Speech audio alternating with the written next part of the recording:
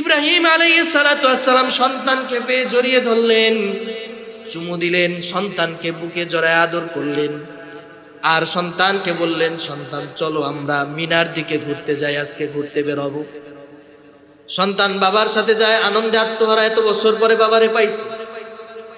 মিনায় যাওয়ার পথে একটা পাহাড়ের পাদদেশে গিয়ে সন্তানকে ইব্রাহিম আলাইহিস সালাতু ওয়াস সালাম বলে, ও আমার সন্তান, আল্লাহ তাআলা আমাকে আদেশ করেছে, আমি স্বপ্নে দেখেছি, ইন্নী আরা ফিল মানাম, স্বপ্নের মধ্যে দেখেছি তোমাকে আমি জবাই করতেছি, আন্নী আযবাহু, তোমাকে আমি জবাই করতেছি, ফানজুর মাযা তারা, ও বাবা, ও আমার কলিজার টুকরা সন্তান, তোমার এই ব্যাপারে কি অভিমত?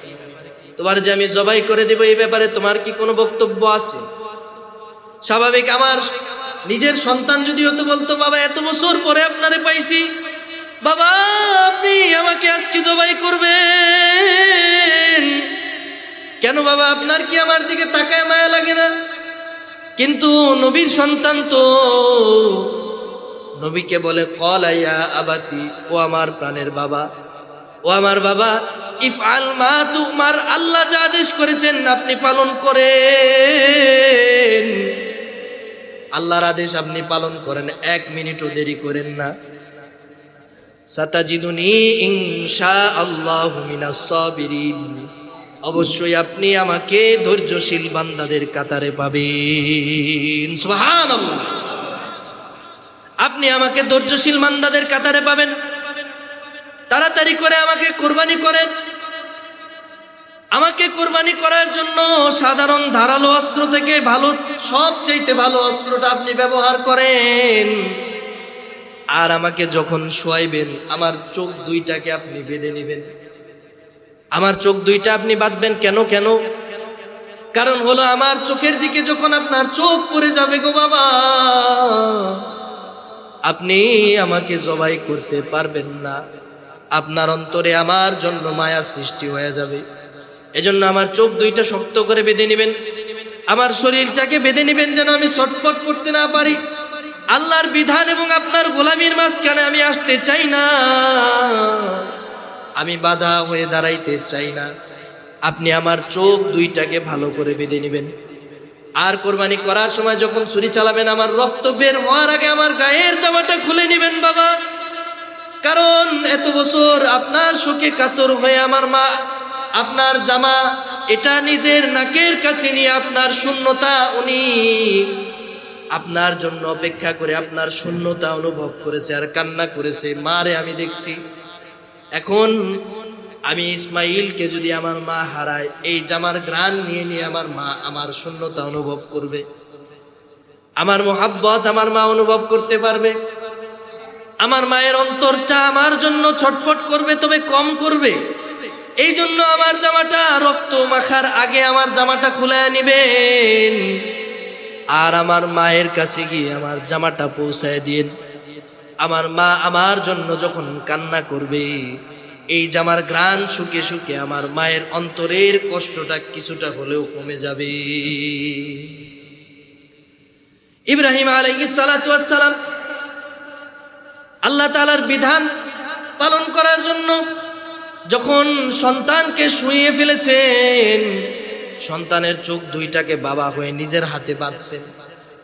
বাঁধার পরে যখন সন্তানকে জবাই করবেন, সন্তানকে শুয়েছেন, ছুরিটা চালাবেন, আরশের মধ্য থেকে সমস্ত ফেরেশতারা কান্না করতেছে। আরশে মুআল্লার মধ্যে যত ফেরেশতারা আছে সবার চোখে পানি, সবাই কান্না করেন। ইসমাইল আলাইহিস সালাতু ওয়াস সালামের এই কুরবানির এই ইতিহাস পৃথিবীতে এর আগে কখনো হয় নাই। বাবা নিজের হাতে নিজের সন্তানটাকে কুরবানি করবেন। আল্লাহ তাআলা হযরত ইব্রাহিম আলাইহিস সালাতু ওয়াস সালামের উপরে সন্তুষ্ট হয়ে গেছেন।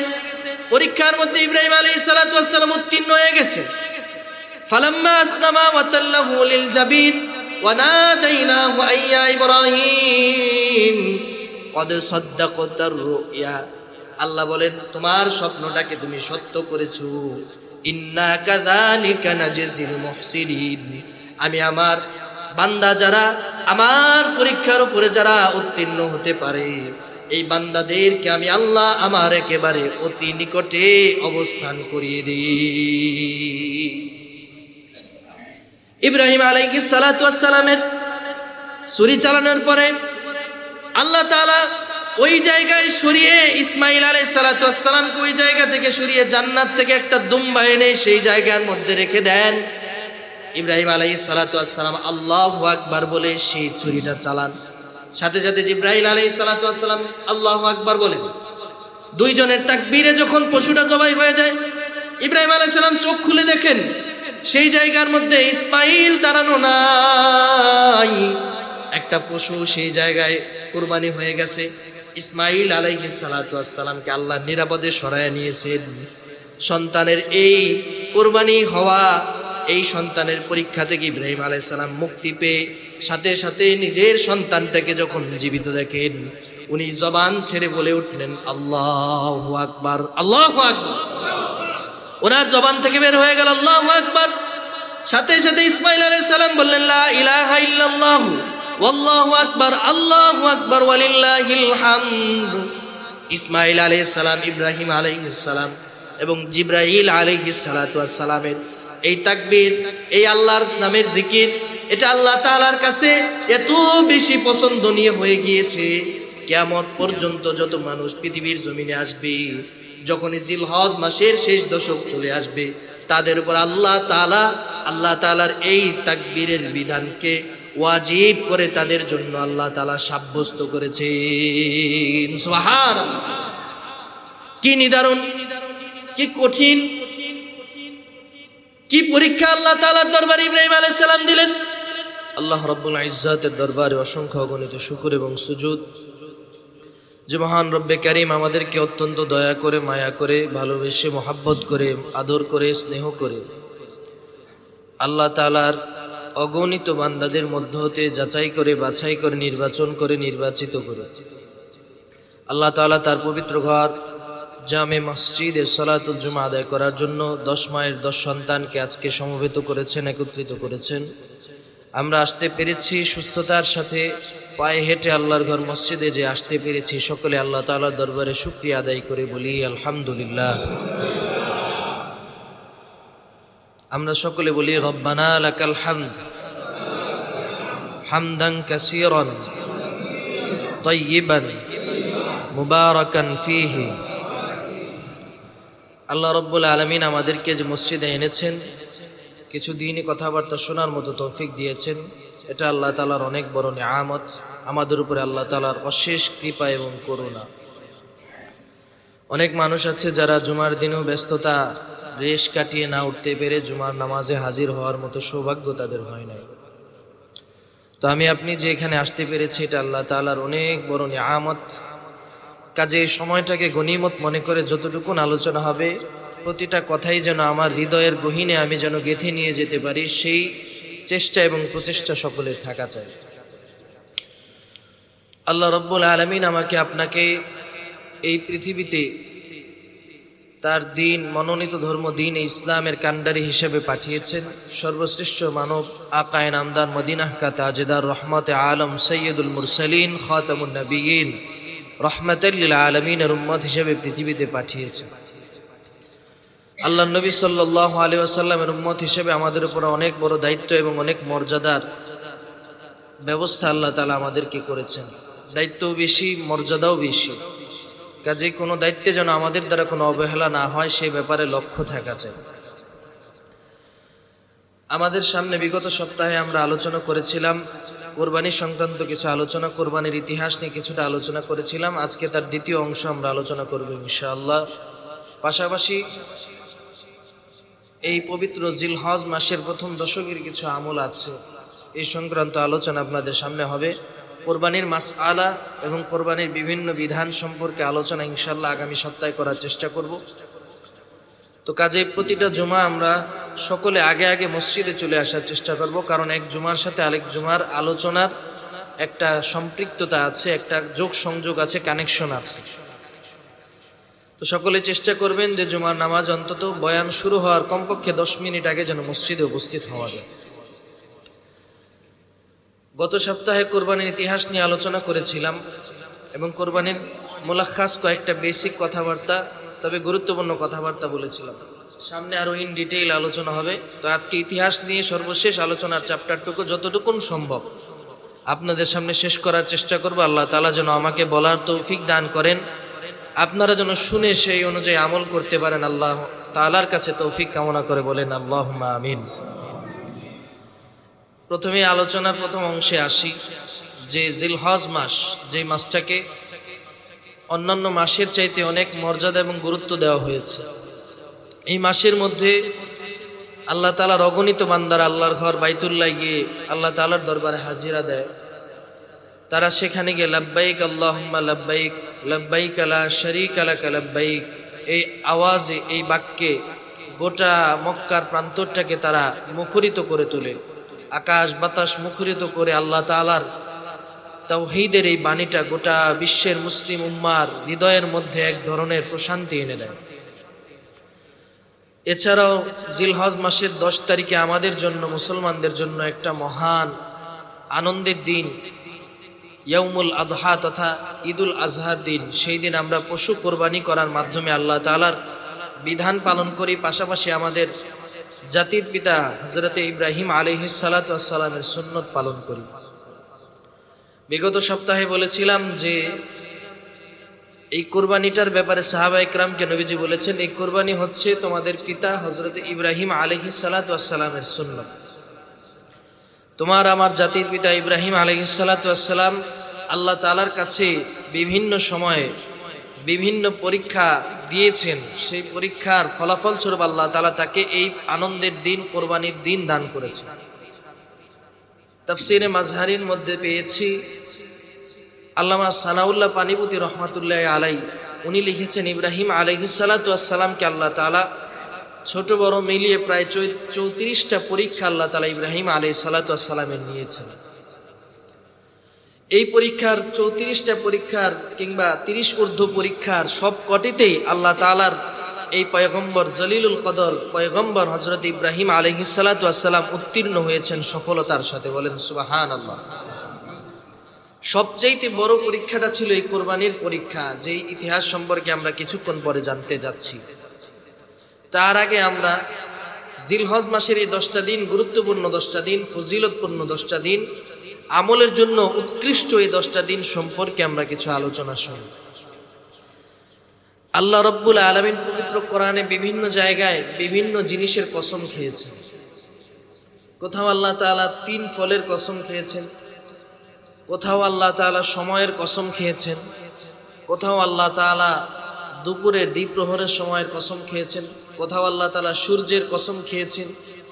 বিভিন্ন জায়গায় বিভিন্ন কসম আল্লাহ তাআলা খেয়েছেন। এখান থেকে একটা বিধান স্পষ্ট হয়, বান্দার জন্য আল্লাহ তাআলা ব্যতীত অন্য কোনো বস্তুর কসম খাওয়া জায়েজ নয়। এটা স্বয়ং রব্বুল আলামিনের শান, তিনি চাইলে খেতে পারে। বান্দা শুধু আল্লাহর নামে কসম করবে যদি একেবারে অতীব প্রয়োজনীয় হয়, এছাড়া বান্দার জন্য কসম করা উচিত না।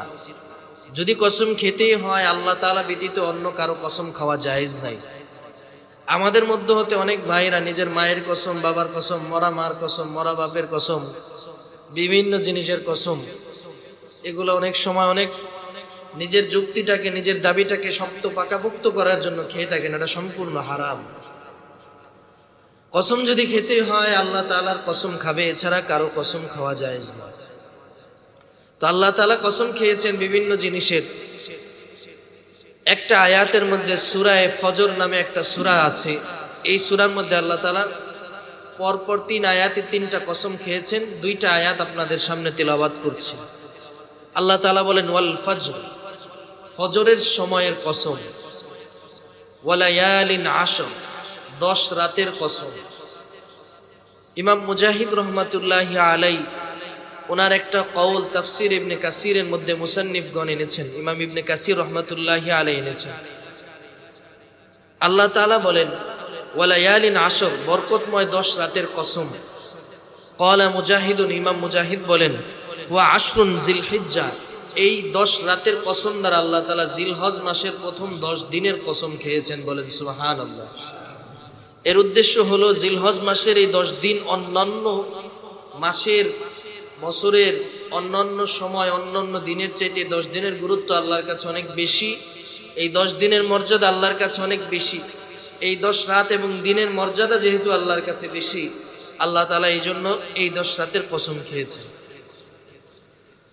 উনি আরো বলেন ওয়াহুয়া আফদলুন আইয়ামিস সানা, ওয়াহুয়া আফদলু আইয়ামিস সানা, যে বছরের অন্যান্য দিনের চাইতে এই 10টা রাত, জিলহজ মাসের 10টা দিন 10টা রাত আল্লাহর কাছে অনেক বেশি উত্তম এবং অনেক বেশি প্রিয়।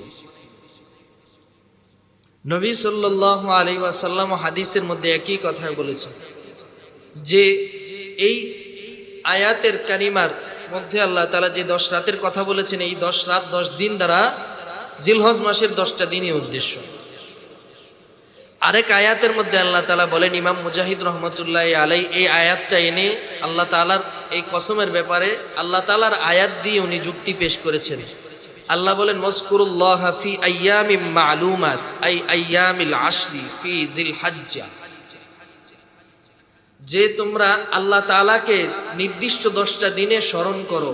ওয়াজকুরুল্লাহ, তোমরা আল্লাহকে স্মরণ করো, আল্লাহর জিকির করো, আল্লাহ তাআলার ইবাদত করো।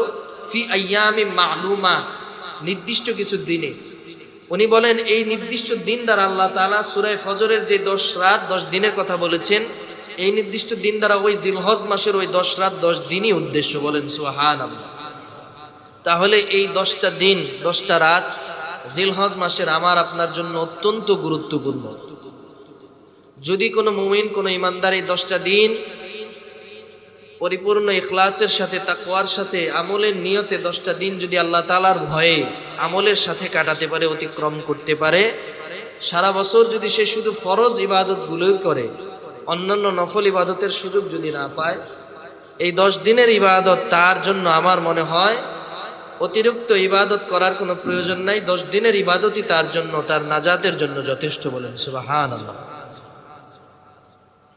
একটা হাদিস আপনাদের সামনে পেশ করছি, হযরতে ইবনে ওমর রাদিয়াল্লাহু তাআলা আনহু থেকে বর্ণিত। দুইটা হাদিস আছে, দুটোটাই ওনার থেকে বর্ণিত, দুই কিতাবের দুই সনদে পাওয়া গিয়েছে। وعن ابن عمر رضي الله تعالى عنه قال رسول الله صلى الله عليه وسلم ما العمل في أيام أفضل منها في هذه قالوا ولا الجهاد। রাসূলুল্লাহ সাল্লাল্লাহু আলাইহি ওয়াসাল্লাম হাদিসে পাকের মধ্যে ইরশাদ করেন, আল্লাহর নবী সাল্লাল্লাহু আলাইহি ওয়াসাল্লামকে সাহাবায়ে কেরাম রাদিয়াল্লাহু তাআলা আনহু বিশেষ বিশেষ ইবাদতের রাত সম্পর্কে জিজ্ঞাসা করেছেন। নবীজি সাল্লাল্লাহু আলাইহি ওয়াসাল্লাম সাহাবায়ে কেরামকে বিশেষ বিশেষ রাত বিশেষ বিশেষ দিন সম্পর্কে বলেন। তবে আল্লাহর নবী সাল্লাল্লাহু আলাইহি ওয়াসাল্লাম বলেন, এই জিলহজ মাসের প্রথম যে 10 রাত 10 দিন আছে, জিলহজ মাসের প্রথম যে দশক আছে, এই 10 দিনের আমলের মতো শ্রেষ্ঠ আমল আর কোনো দিন, আর কোনো বছরের, আর কোনো সময় বান্দা করতে পারে না। অর্থাৎ এই 10 দিনের আমলের যেই প্রতিদান দেওয়া হয়, এই 10 দিনের আমলের যে বদলা দেওয়া হয়, এই 10 দিনের আমলের যে বিনিময় দেওয়া হয়, সারা বছরের অন্য কোনো 10 দিনে এত আমলের সওয়াব আল্লাহ দেন না। সাহাবায়ে কেরাম রাদিয়াল্লাহু তাআলা আনহু বলেন, ওয়ালাল জিহাদ, এই 10 দিনের আমলের চাইতে কি জিহাদ শ্রেষ্ঠ না 10 দিনের আমল শ্রেষ্ঠ? নবীজি সাল্লাল্লাহু আলাইহি ওয়াসাল্লাম বলেন, ওয়ালাল জিহাদু, জিহাদের চাইতেও এই 10 দিনের আমল শ্রেষ্ঠ। বলেন সুবহানাল্লাহ। নবীজি সাল্লাল্লাহু আলাইহি ওয়াসাল্লাম বলেন, ইল্লা রাজুলুন খারাজা ইউখাতিরু বিনাফসিহি ওয়া মালিহি ফালাম ইয়ারজি বিশাইইন আও কামা ক্বালা an-নবী সাল্লাল্লাহু আলাইহি ওয়াসাল্লাম। তবে একজন ব্যক্তির আমল আছে, ওই আমলওয়ালা ব্যক্তির ওই আমলটা এই 10 দিনের আমলের চাইতেও আরো অনেক বেশি শ্রেষ্ঠ। সাহাবায়ে কেরাম রাদিয়াল্লাহু তাআলা আনহু জিজ্ঞেস করলেন, কোন সেই ব্যক্তি, কি সেই আমল? নবীজি বলেন, কোন আল্লাহর বান্দা যদি জিহাদে বের হয়ে যায় আর জিহাদ থেকে যদি সে ফিরে না আসে, অর্থাৎ জিহাদের ময়দানে গিয়ে তার জান মাল সব কিছু সে হারিয়ে জিহাদের ময়দানে গিয়ে যদি সে শহীদ হয়ে যায় তাহলে সে সব চাইতে শ্রেষ্ঠতম হয়ে যায়। দ্বিতীয় সব চাইতে শ্রেষ্ঠ ব্যক্তি সে যে এই 10 দিন আল্লাহ তাআলার জন্য, আল্লাহর ভয়ে ইখলাসের জন্য, আল্লাহর তাকওয়া নিজের অন্তরের মধ্যে নিয়ে এই 10 দিন আমল যে করবে, পৃথিবীর সব আমলের চাইতে ওই ব্যক্তির আমল আল্লাহর কাছে শ্রেষ্ঠ। সুবহানাল্লাহ বলবেন না? জিহাদ করে যে ব্যক্তি জিহাদের চাইতেও শ্রেষ্ঠ। তবে যে জিহাদ করতে গিয়ে মারা যায় এর আমলটা সবচাইতে শ্রেষ্ঠ, কারণ সে তো শহীদ, সে তো আল্লাহর রাস্তায় শহীদ, সে নিজের জানও শেষ করে এসেছে, মালও শেষ করে এসেছে, সে তো আর জীবিতই নাই। ওই ব্যক্তির পরে দ্বিতীয় সবচাইতে শ্রেষ্ঠ ব্যক্তি হচ্ছে যে এই 10 দিন আল্লাহ তাআলার জন্য, আল্লাহ তাআলার সন্তুষ্টির জন্য, আল্লাহ তাআলার সন্তুষ্টি অর্জনের জন্য যে 10 দিন আমল করে, তার আমল জিহাদের চাইতে আল্লাহর কাছে প্রিয়। বলেন সুবহানাল্লাহ। সহিহ সনদে বর্ণিত হাদিস। হযরত ইবনে ওমর রাদিয়াল্লাহু তাআলা আনহু থেকে আরেকটা হাদিস বর্ণনা করা হয়েছে। হাদিস বর্ণনাকারীদের মধ্যে যার হাদিস সবচাইতে বেশি সংখ্যক মানুষ নির্দ্বিধায় যার হাদিসটা গ্রহণ করে নেন তিনি হলেন হযরত ইবনে ওমর। তিনি বলেন, রাসূলুল্লাহ সাল্লাল্লাহু আলাইহি ওয়াসাল্লাম বলেন, মা মিন আইয়ামিন আযমু ইনদাল্লাহ ওয়ালা হাব্বু ইলাইহি মিনাল আমালি ফীহিন্না মিন হাযিহিল আইয়ামিল আশরি। আল্লাহর নবী সাল্লাল্লাহু আলাইহি ওয়াসাল্লাম বলেন, আল্লাহ তাআলার কাছে এই 10 দিনের আমলের চাইতে কোনো আমল শ্রেষ্ঠ, বেশি পছন্দনীয় না। এই 10 দিনে বান্দা যে আমল করে এই আমলটাই আল্লাহর কাছে সবচেয়ে পছন্দনীয়। আর যেই আমলটা আল্লাহর কাছে সবচেয়ে পছন্দনীয় ওই আমল আমি মুহাম্মাদুর রাসূলুল্লাহর কাছেও সবচেয়ে পছন্দনীয়। আল্লাহর নবী সাল্লাল্লাহু আলাইহি ওয়াসাল্লাম পরে ব্যাখ্যা করে বলেন, কোন আমল? মিনাল আমালি ফীহিন্না মিন হাযিহিল আইয়ামিল আশরি, অর্থাৎ জিলহজ মাসের যেই 10 দিনের আমল আছে এই আমল আল্লাহর কাছে সবচেয়ে পছন্দনীয় এবং আমি নবী মুহাম্মাদুর রাসূলুল্লাহ সাল্লাল্লাহু আলাইহি ওয়াসাল্লামের কাছেও সবচেয়ে পছন্দনীয়। নবীজি বলেন, তাহলে এই 10 দিনে তোমরা কি করবে এটাও নবীজি শিখিয়ে দিয়েছেন। হাদিসটা সুনানুল কুবরা লিল বাইহাকি, এই গ্রন্থের মধ্যে হাদিসটা আছে। নবীজি হাদিসের শেষ অংশে বলেন, ফাকসিরু ফীহিন্না মিনাত তাহমিদ ওয়াত তাকবীর ওয়াত তাহলিল আও কামা ক্বালান নবী সাল্লাল্লাহু আলাইহি ওয়াসাল্লাম। যখন এই 10 দিন চলে আসবে, জিলহজ মাসের এই 10 দিন যখন তোমাদের সামনে উপবিষ্ট হয়ে যাবে, উপস্থিত হয়ে যাবে, যখন চলে আসবে, তোমরা বেশি থেকে বেশি আল্লাহর প্রশংসা করো, বেশি থেকে বেশি আল্লাহর গুণগান করো, বেশি থেকে বেশি আল্লাহকে স্মরণ করো। এবং যখন এই জিলহজ মাসের 10 দিন চলে আসবে, বেশি থেকে বেশি আল্লাহর নামের তাকবীর পড়ো, বেশি থেকে বেশি আল্লাহর নামের জিকির করো, বেশি থেকে বেশি আল্লাহকে স্মরণ করো। ওয়াত তাহলিল, আর বেশি থেকে বেশি বলো লা ইলাহা ইল্লাল্লাহু মুহাম্মাদুর রাসূলুল্লাহ। 3টা আমল আল্লাহ তাআলা বেশি করতে বলেছেন। নবীজি বলেছেন আল্লাহ এগুলা বেশি পছন্দ করে। একটা হাদিসের মধ্যে আছে, আফজালুজ যিকরি লা ইলাহা ইল্লাল্লাহ, সবচেয়ে উত্তম জিকির হচ্ছে লা ইলাহা ইল্লাল্লাহ। আরেক আয়াতের মধ্যে আছে, আলা বিযিকরিল্লাহি তাতমাইন্নুল কুলুব, যে ব্যক্তি আল্লাহর জিকির করে, আল্লাহর নামের জিকির করে, তার অন্তরটাকে যিনি প্রশান্ত করে দেন তিনি কে? আল্লাহ তাআলা।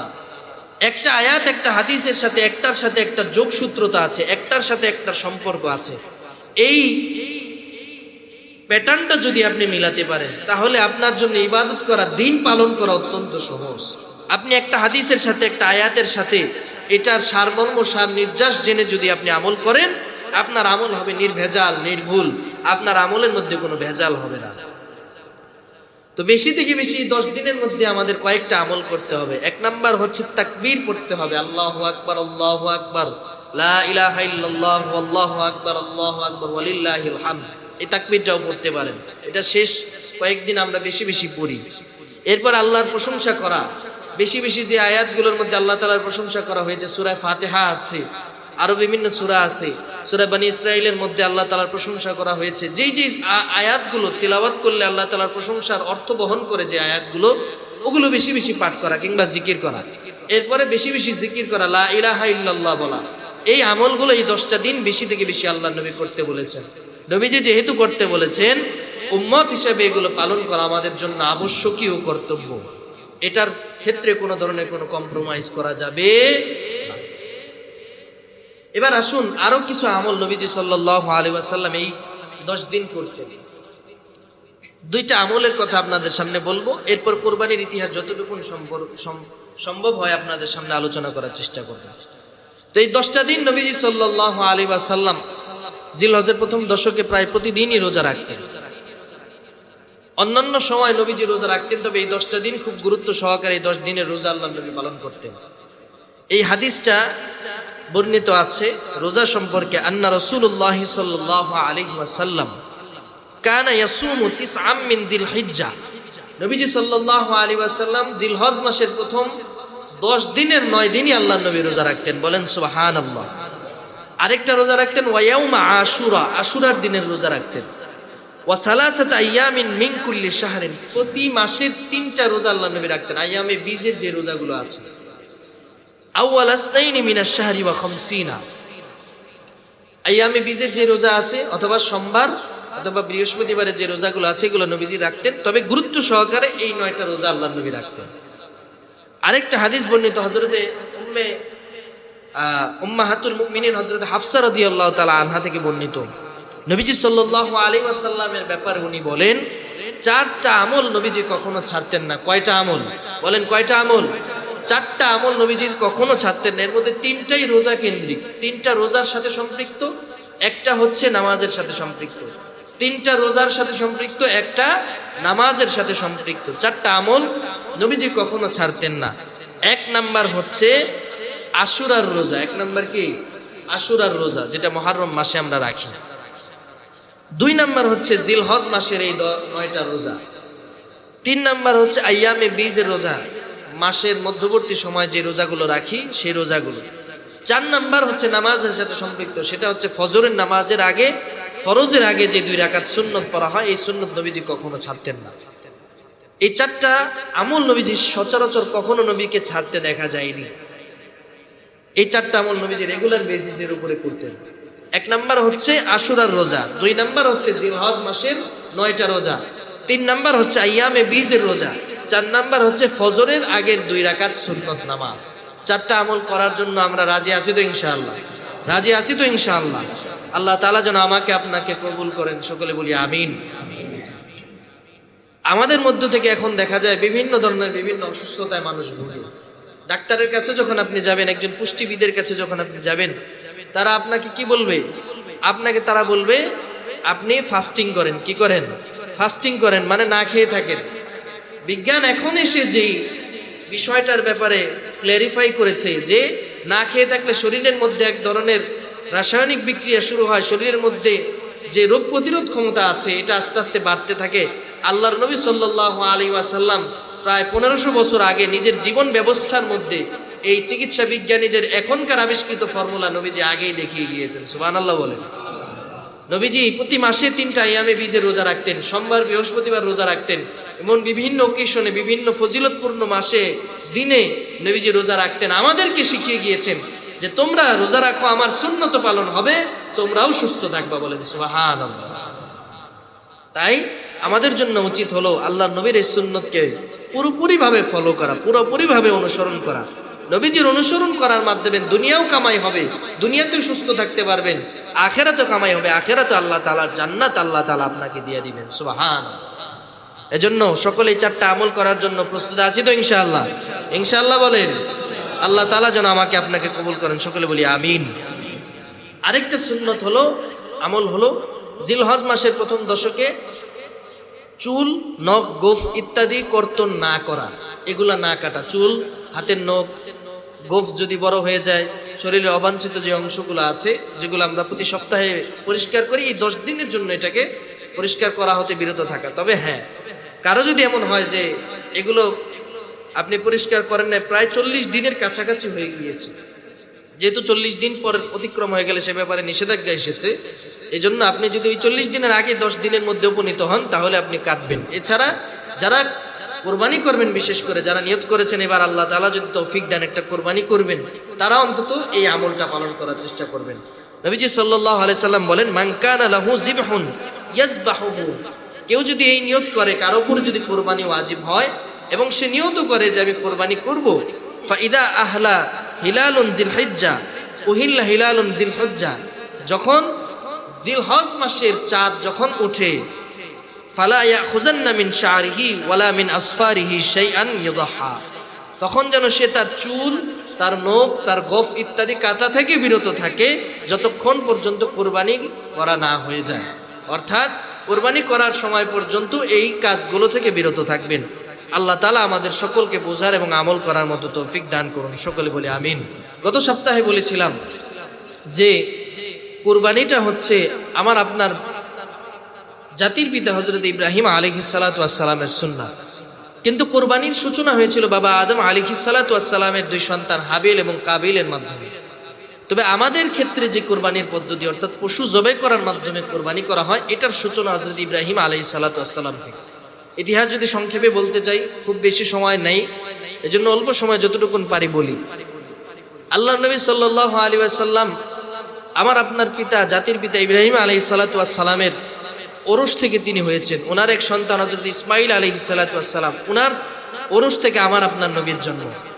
আর ওনার আরেকটা সন্তান ছিল হযরত ইসহাক আলাইহিস সালাতু ওয়াস সালাম, ওনার থেকে বাকি অন্যান্য অনেক হাজার হাজার নবী এসেছেন, যে আলোচনা ইনশাআল্লাহ আমরা আরেকদিন যদি সুযোগ হয়, কিংবা আমাদের প্রতি শনিবার দিন রাতে ইশারের পরে তাফসীর অনুষ্ঠান হয়, তাফসীরুল কোরআন মাজলিস হয় মসজিদের মধ্যে, আমরা সেখানে আলোচনা করার চেষ্টা করব ইনশাআল্লাহ। যাদের সময় হয় ঈশার নামাজ পড়ে আমরা এখানে 40 মিনিট সময় দেওয়ার জন্য চেষ্টা করব। 40 মিনিট থেকে 45 মিনিটের মধ্যে আমরা আলোচনা শেষ করে দিই ইনশাআল্লাহ। সবাই আসার জন্য চেষ্টা করবেন, আপনাদের প্রতি আমার বিনীত আহ্বান রইল। তো হযরত ইসমাঈল আলাইহিস সালাতু ওয়াস সালাম থেকে আল্লাহর নবীর জন্ম, এজন্য তিনি নিজেকে হযরত ইসমাঈল আলাইহিস সালাতু ওয়াস সালাম এবং ইব্রাহিম আলাইহিস সালাতু ওয়াস সালামের সন্তান বলে পরিচয় দিতে খুব আনন্দ বোধ করতেন। তো ইসমাঈল আলাইহিস সালাতু ওয়াস সালাম ইব্রাহিম আলাইহিস সালাতু ওয়াস সালামের ঘরে জন্মগ্রহণ করেন। ইব্রাহিম আলাইহিস সালাতু ওয়াস সালামের বয়স প্রায় 86 বছর। কত বছর? 86 বছর। এই বয়সটা কি খুব যুবক বয়স, তাই না? যুবক বয়স। 86 বছরে বাপ হয়েছেন, এখানে কেউ আছে? কত বছর তো হায়াতই পায় না কেউ। তবে ইব্রাহিম আলাইহিস সালাতু ওয়াস সালাম প্রায় এত বছর পর্যন্ত নিঃসন্তান ছিলেন, এটাও আল্লাহ তাআলার পক্ষ থেকে একটা পরীক্ষা। আমার আপনার সন্তান বিবাহের 5 বছর হয়েছে, 10 বছর হয়েছে, সন্তান হয় না, মানুষ পেরেশান হয়ে যায়, বিভিন্ন জায়গায় বিভিন্ন চিকিৎসকের কাছে দেশে বিদেশে ঘুরে, এটা আল্লাহর পক্ষ থেকে একটা পরীক্ষা। মেডিকেলে ডাক্তারের কাছে যায়, রিপোর্ট দেখায়, কোথাও এমনও শুনছি যে স্ত্রীরও কোনো সমস্যা নেই, স্বামীরও কোনো সমস্যা নেই, কিন্তু সন্তান কেন হয়, ডাক্তার হয় না কেন, ডাক্তার বলতে পারে না, বলে সবই রিপোর্ট নরমাল আছে, আপনার স্ত্রীর বন্ধ্যাত্বজনিত কোনো সমস্যা নেই, স্বামীরও সবকিছু ঠিক আছে, তার স্পার্ম কোয়ালিটি ভালো, তারপরেও সন্তান হচ্ছে না। কেন হচ্ছে না আমরা জানি। আবার এমন দেখা যায় স্ত্রী বন্ধ্যা রোগ আক্রান্ত হয়েছে অথবা স্বামীর মধ্যে কোনো সমস্যা আছে, এই কারণে সন্তান হয় না। তখন গ্রামের মধ্যে বিশেষ করে আসে, বলে অমুক বাবার কাছে যাও, গেলে উনি একটা তেল পরা পানি পরা দিব, খুব গরম একটা দরবার শরীফ, ওই জায়গায় গেলে সন্তান হয়ে যাবে। এরকম আসে না? আসে না? আমাদের মা বোনদের মধ্যে এই টেন্ডেন্সিটা বেশি। মা বোনেরা একটু ফকির ফাকরা বেশি বিশ্বাস করে, পুরি বিশ্বাস, এটা করা যাবে না, হারাম। সন্তান দেওয়ার মালিক আল্লাহ। আল্লাহ যদি চান সন্তান দিবেন, আল্লাহ যদি না চান সন্তান দিবেন না। আল্লাহর সিদ্ধান্তের উপরে সন্তুষ্ট থাকা, এটাই একজন মুমিনের জন্য কর্তব্য। বলেন সুবহানাল্লাহ। তো ইব্রাহিম আলাইহিস সালাতু ওয়াস সালাম প্রায় 86 বছর বয়স, বৃদ্ধ হয়ে গিয়েছেন, ওনার স্ত্রীও প্রায় বন্ধ্যা হয়ে গিয়েছে।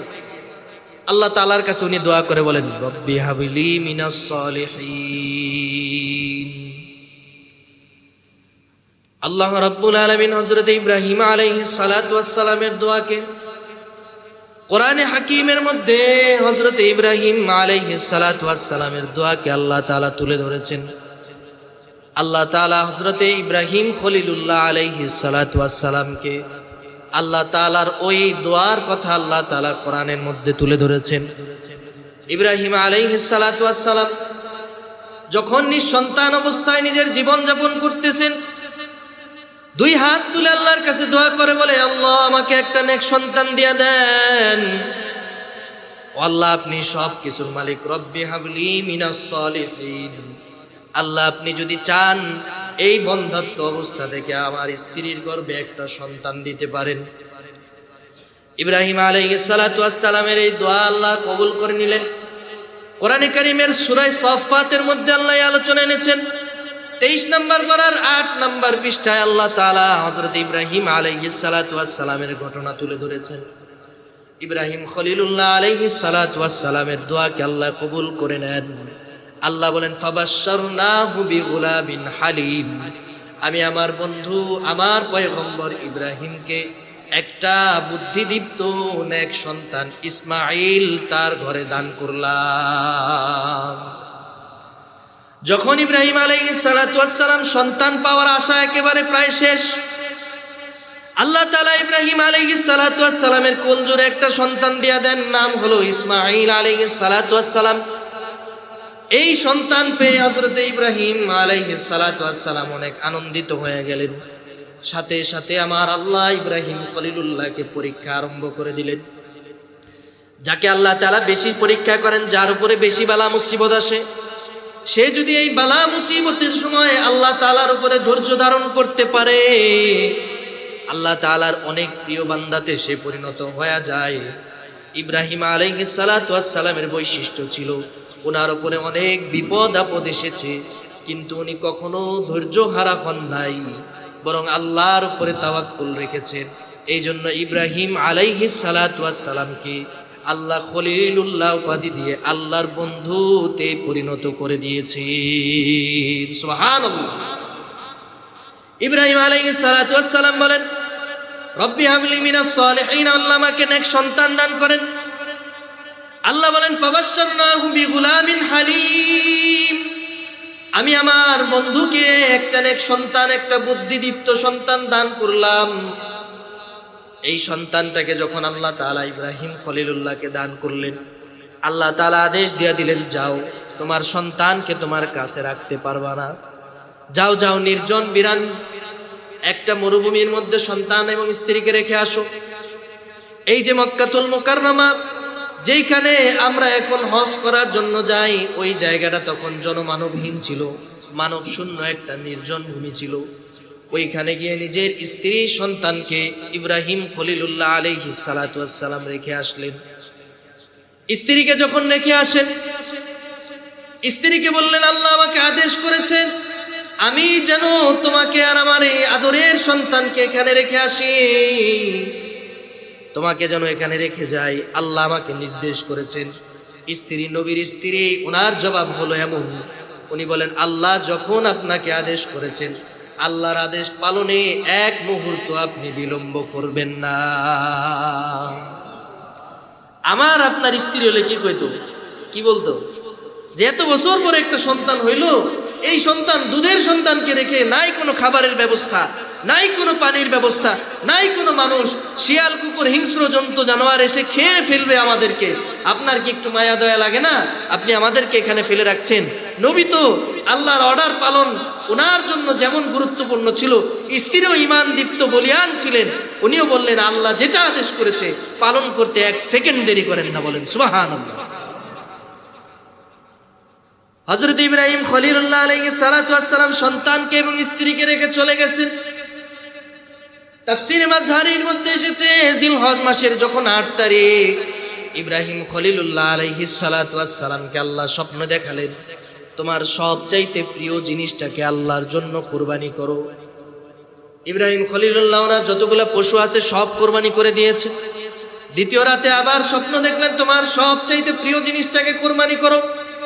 আরো যা কিছু ছিল উনি কোরবানি করে দিলেন। তৃতীয় রাতে আবার স্বপ্ন দেখলেন, ইব্রাহিম আলাইহিস সালাতু ওয়াস সালামকে আল্লাহ স্বপ্ন দেখালেন, তোমার সবচাইতে প্রিয় জিনিস, তোমার সবচাইতে পছন্দনীয় বস্তু, তোমার সবচাইতে কলিজার টুকরা সন্তান, সবচাইতে কাছের প্রিয় মানুষ, তোমার সন্তান ইসমাইলকে আমার জন্য কুরবানি করো, আমার জন্য কুরবানি করো। আমি আল্লাহ তোমাকে আদেশ দিয়ে দিলাম, যাও যাও তোমার সন্তান ইসমাইলকে আমার জন্য আমার দরবারে কুরবানি করো। ফালাম্মা বালাগা মাআহু সা'য়া ক্বালা ইয়া বুনাইয়া ইন্নী আরা ফিল মানাম আন্নী আযবাহুকা ফানজুর মাযা তারা। আয়াতের মধ্যে আল্লাহ তাআলা হযরত ইসমাঈল আলাইহিস সালাতু ওয়াস সালামের কুরবানির কথা বলেছেন। ইব্রাহিম আলাইহিস সালাতু ওয়াস সালাম রওনা দিয়ে দিলেন মক্কার দিকে। গিয়ে দেখেন মক্কা আর আগের মতো নাই। আগে যেখানে লোক মানব শূন্য ছিল, এখানে এখন মানুষের বসতি, বিশাল বাজার হয়ে গেছে, বিশাল মানুষের সমারোহ, মানুষ এখানে বসবাস করে, বাজার ঘাট সব কিছু আছে। একজনকে ডাক দিয়া বলে, এই ইসমাইল কোন বাসায় থাকে, ইসমাইলদের বাসা কোথায়, আমার একটু চিনায় দাও। এক ইশারাতে মানুষ চিনায় দিছে। উনি তখন বাসার সামনে গিয়ে নিজের স্ত্রী, নিজের সন্তানের নাম ধরে ডাক দিলেন। সাথে সাথে 6-7 বছরের ফুটফুটে একটা সুন্দর, একটা নিষ্পাপ চেহারা বিশিষ্ট একটা সন্তান বের হয়ে এসেছে। ডাক দিয়ে বলে, আপনি কে? বলে, তোমার নাম কি ইসমাইল? বলে, হ্যাঁ আমার নাম ইসমাইল। যাও যাও তোমার মাকে গিয়ে বলো একজন লোক আপনার সাথে দেখা করার জন্য এসেছে। ইসমাইল আলাইহিস সালাতু ওয়াস সালাম ঘরের মধ্যে চলে গেলেন। গিয়া মারে ডাক দিয়ে বলতেছে, মা এত বছর যাবত আপনার সাথে আমি একা থাকি, আমি মাঝে মধ্যেই দেখতাম একটা ঘরে জামা ঝুলানো আছে, এই জামার সাথে মাঝে মধ্যে দেখতাম আপনি আলিঙ্গন করতেন, জামাটাকে জড়ায়া ধরে চুমু খাইতেন, এই জামাটার মাঝে মধ্যে ঘ্রাণ নিতেন, জামাটাকে জড়ায়া ধরে চোখের পানি ফালায়া ফালায়া কাঁদতেন। ও মা কেন কাঁদতেন? আপনাকে জিজ্ঞেস যখন করলাম, আপনি জবাব দিয়ে বললেন এটা নাকি আমার বাবার গায়ের জামা, এই জামাটা যখন আপনি ধরেন আপনি নাকি আমার বাবার ঘ্রাণ পান, আমার বাবা নাকি আল্লাহর পয়গম্বর, আমার বাবা নাকি নবী, আমার বাবার মর্যাদা আল্লাহর কাছে অনেক বেশি। ও মা, বাহিরে একজন লোক দাঁড়ায় আছে, যেই রকম জামা আপনার ঘরের মধ্যে আছে ওই জামাটাই ওই লোকটার গায়ে পরা, একই রকম জামা। ওই লোকটা দাঁড়ায় আছে বাইরে। মা বললেন, তাড়াতাড়ি যাও ওনাকে ঘরে নিয়ে আসো, উনি তোমার বাবা। ইব্রাহিম আলাইহিস সালাতু ওয়াস সালাম সন্তানকে পেয়ে জড়িয়ে ধরলেন, চুমু দিলেন, সন্তানকে বুকে জড়ায় আদর করলেন, আর সন্তানকে বললেন, সন্তান চলো আমরা মিনার দিকে ঘুরতে যাই, আজকে ঘুরতে বেরোবো। সন্তান বাবার সাথে যায়, আনন্দে আত্মহারা, এত বছর পরে বাবারে পাইছে।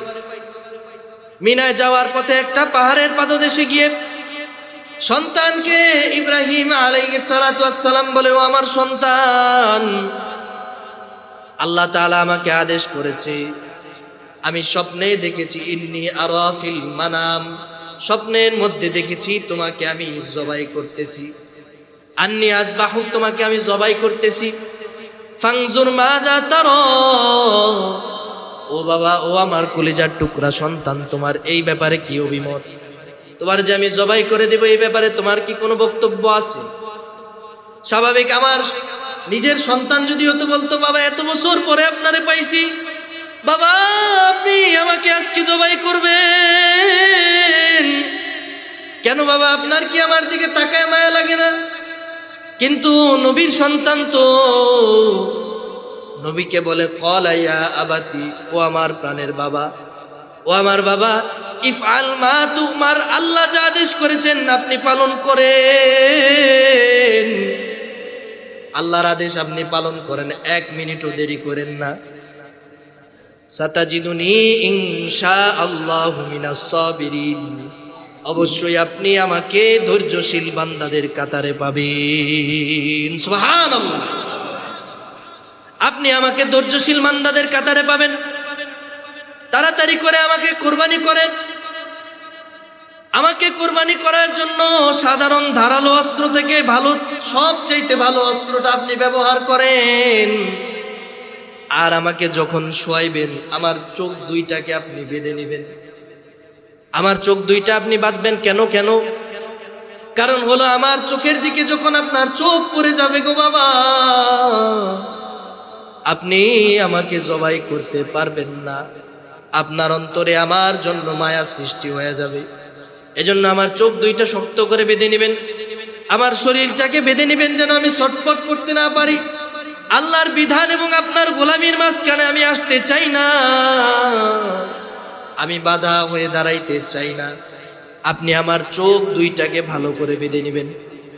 আর কোরবানি করার সময় যখন ছুরি চালাবেন, আমার রক্ত বের হওয়ার আগে আমার গায়ের জামাটা খুলে নেবেন বাবা। কারণ এত বছর আপনার শোকে কাতর হয়ে আমার মা আপনার জামা এটা নিজের নাকের কাছে নিয়ে আপনার শূন্যতা উনি আপনার জন্য অপেক্ষা করে আপনার শূন্যতা অনুভব করেছে আর কান্না করেছে। মারে আমি দেখছি। এখন আমি ইসমাইলকে যদি আমার মা হারায়, এই জামার ঘ্রাণ নিয়ে নিয়ে আমার মা আমার শূন্যতা অনুভব করবে, আমার মোহাব্বত আমার মা অনুভব করতে পারবে। আমার মায়ের অন্তরটা আমার জন্য ছটফট করবে, তবে কম করবে। এই জন্য আমার জামাটা রক্ত মাখার আগে আমার জামাটা খুলে নেবেন, আর আমার মায়ের কাছে গিয়ে আমার জামাটা পৌঁছায় দিন। আমার মা আমার জন্য যখন কান্না করবে, এই জামার ঘ্রাণ শুকে শুকে আমার মায়ের অন্তরের কষ্টটা কিছুটা হলেও কমে যাবে।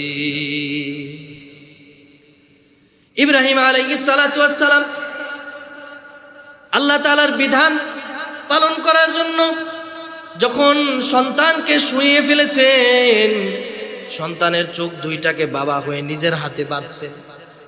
বাঁধার পরে যখন সন্তানকে জবাই করবেন, সন্তানকে শুয়েছেন, ছুরিটা চালাবেন, আরশের মধ্য থেকে সমস্ত ফেরেশতারা কান্না করতেছে। আরশে মুআল্লার মধ্যে যত ফেরেশতারা আছে সবার চোখে পানি, সবাই কান্না করেন। ইসমাইল আলাইহিস সালাতু ওয়াস সালামের এই কুরবানির এই ইতিহাস পৃথিবীতে এর আগে কখনো হয় নাই। বাবা নিজের হাতে নিজের সন্তানটাকে কুরবানি করবেন। আল্লাহ তাআলা হযরত ইব্রাহিম আলাইহিস সালাতু ওয়াস সালামের উপরে সন্তুষ্ট হয়ে গেছেন। পরীক্ষার মধ্যে ইব্রাহিম আলাইহিস সালাতু ওয়াস সালাম উত্তীর্ণ হয়ে গেছেন। ফালাম্মা আসলামা ওয়া তাল্লাহু লিল জাবিন ওয়া নাদাইনাহু আইয়া ইব্রাহিম কদ সাদ্দাকতার রুয়া। আল্লাহ বলেন, তোমার স্বপ্নটাকে তুমি সত্য করেছো। ইন্না কাযালিকা নাজিল মুহসিনিন। আমি আমার বান্দা যারা আমার পরীক্ষার উপরে যারা উত্তীর্ণ হতে পারে, এই বান্দাদেরকে আমি আল্লাহ আমার একেবারে অতি নিকটে অবস্থান করিয়ে দিই। ইব্রাহিম আলাইহিস সালাতু ওয়াস সালামের ছুরি চালানোর পরে আল্লাহ তাআলা ওই জায়গায় সরিয়ে ইসমাইল আলাইহিস সালাতু ওয়াস সালামকে ওই জায়গা থেকে সরিয়ে জান্নাত থেকে একটা দুম্বা এনে সেই জায়গার মধ্যে রেখে দেন। ইব্রাহিম আলাইহিস সালাতু ওয়াস সালাম আল্লাহু আকবার বলে সেই ছুরিটা চালান। সাথে সাথে জিবরাইল আলাইহিস সালাতু ওয়াস সালাম আল্লাহু আকবার বলেন। দুইজনের তাকবীরে যখন পশুটা জবাই হয়ে যায়, ইব্রাহিম আলাইহিস সালাম চোখ খুলে দেখেন সেই জায়গার মধ্যে ইসমাইল দাঁড়ানো নাই, একটা পশু সেই জায়গায় কুরবানি হয়ে গেছে। ইসমাইল আলাইহিস সালাতু ওয়াস সালামকে আল্লাহ নিরাপদে সরায় নিয়েছেন। সন্তানের এই কুরবানি হওয়া, এই সন্তানের পরীক্ষা থেকে ইব্রাহিম আলাইহিস সালাম মুক্তি পেয়ে সাথে সাথে নিজের সন্তানটাকে যখন জীবিত দেখেন, উনি জবান ছেড়ে বলে উঠলেন আল্লাহু আকবার, আল্লাহু আকবার। ওনার জবান থেকে বের হয়ে গেল আল্লাহু আকবার। সাথে সাথে ইসমাইল আলাইহিস সালাম বললেন লা ইলাহা ইল্লাল্লাহ ওয়াল্লাহু আকবার, আল্লাহু আকবার ওয়ালিল্লাহিল হামদ। ইসমাইল আলাইহিস সালাম, ইব্রাহিম আলাইহিস সালাম এবং জিবরাইল আলাইহিস সালাতু ওয়াস সালামের এই তাকবীর, এই আল্লাহর নামের জিকির, এটা আল্লাহ তাআলার কাছে এত বেশি পছন্দনীয় হয়ে গিয়েছে, কিয়ামত পর্যন্ত যত মানুষ পৃথিবীর জমিনে আসবে, যখন জিলহজ মাসের শেষ দশক চলে আসবে, তাদের উপর আল্লাহ তাআলার এই তাকবীরের বিধানকে ওয়াজিব করে তাদের জন্য আল্লাহ তাআলা সাব্যস্ত করেছেন। সুবহানাল্লাহ! কি নিদারুণ, কি কঠিন, কি পরীক্ষা আল্লাহ তাআলার দরবারে ইব্রাহিম আলাইহিস সালাম দিলেন। নিজের ভালোবাসার আদরের সন্তানকে কুরবানি করার জন্য উনি মিনায় নিয়ে গেছেন, নিজের সন্তানকে কুরবানি করবেন আল্লাহর জন্য। আর আমার আপনার অবস্থা হলো এমন, নিজের সন্তানকে আল্লাহর জন্য কুরবানি করব তো দূরের কথা, আল্লাহর ধর্মের দ্বীনের কথা শিখাতে গিয়ে আমার আপনার পকেট থেকে 2-4 পয়সা খরচ করতেও আমি আপনি রাজি না, ঠিক কিনা? আমার আপনার সন্তানকে দ্বীনের ইলমই শিখাতে আমরা রাজি না। বলে মাদ্রাসায় পড়লে, মসজিদে পড়লে কি করবে? কয় হাজার টাকা বেতনের চাকরি করবে, এর দুনিয়ার কোনো অবস্থান, কোনো স্ট্যাটাস কি তার তৈরি হবে নাকি? মাদ্রাসায় পড়ে কারা? গরিবেরও সন্তানরা পড়ে। নাউজুবিল্লাহ বলেন। মাদ্রাসায় গরিবের সন্তানরা পড়ে না। হ্যাঁ, মাদ্রাসায় পড়লে আপনাদের দৃষ্টিতে, আপনাদের এই সো কল্ড সোসাইটিতে মাদ্রাসার ছাত্রদের, আলেমদের, ইমামদের, মুয়াজ্জিনদের, মসজিদের ইমাম খতিবদের, মাদ্রাসার শিক্ষকদের, হাফেজ আলেমদের মর্যাদা কম হতে পারে, কিন্তু আল্লাহ তাআলার কাছে একজন আলেমের মর্যাদা অনেক অনেক অনেক বেশি। কথা বলেন ঠিক কিনা? এজন্য আমার আপনার সন্তানকে, 2টা সন্তান আছে, একটা সন্তানকে জেনারেল লাইনে পড়ান, একটা সন্তানকে জজ বানান, ব্যারিস্টার বানান, ডাক্তার বানান, ইঞ্জিনিয়ার বানান, তাকে বিভিন্ন উচ্চ শিক্ষা দেন, কিন্তু আরেকটা সন্তানকে আপনি আলেম বানান। পারবো তো ইনশাআল্লাহ? আল্লাহ তাআলা যেন আমাকে আপনাকে কবুল আর মঞ্জুর করেন, সকলে বলি আমিন। আমি আপনি যেন আমার আপনার সন্তানকে ইব্রাহিম আলাইহিস সালাতু ওয়াস সালামের এই আদর্শে, ইসমাইল আলাইহিস সালাতু ওয়াস সালামের এই আদর্শে যেন নিজের সন্তানকে শিক্ষিত করতে পারি। আল্লাহ তাআলা যেন সেই তৌফিক দান করেন, সকলে বলি আমিন। সম্মানিত হাজিরিন, কুরবানি সংক্রান্ত আরো জরুরি মাসাইল আলোচনা হবে ইনশাআল্লাহ। কারো কোনো জিজ্ঞাসা থাকলে আমার কাছে করবেন ইনশাআল্লাহ। জুমায় কিংবা অন্য সময় বা সামনাসামনি সরাসরি উত্তর দেওয়ার জন্য চেষ্টা করব। আল্লাহ তাআলা আমাদের